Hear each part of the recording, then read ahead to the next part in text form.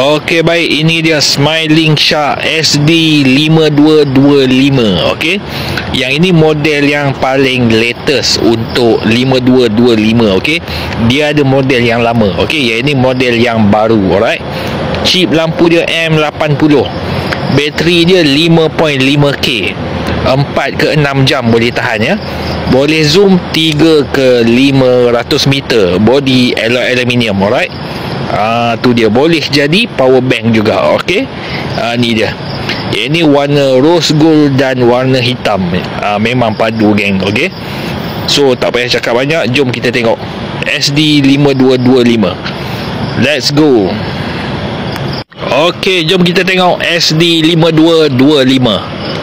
Mode yang pertama memang terang. Okey, sebab chip lampu dia padu M80. Nampak tu, terang benderang. Okey, ini mode yang pertama. Okey, tengok betul-betul. Ada 5 mode ya, 5 mode. Okey, mode kedua, mode ketiga, mode keempat dan mode kelima. Alright, ada 5 mode. Okey, boleh zoom 3 ke 500 meter. Okey, jom kita tengok. Tengok ni, saya zoom sekarang ya.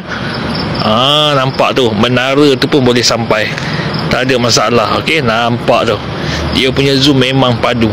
Alright, jadi kalau berminat macam biasalah, beg kuning ada dekat bawah. Nampak dia punya zoom tu, memang padu, geng. Okey, yang ini paling latest punya model untuk SD5225. Alright, itu dia, memang padu. So kalau berminat, beg kuning ada dekat bawah macam biasalah. Alright, brand daripada Smiling Shark. Tu dia, bukan brand biasa-biasa. Okey, nak kualiti jangan soal harga.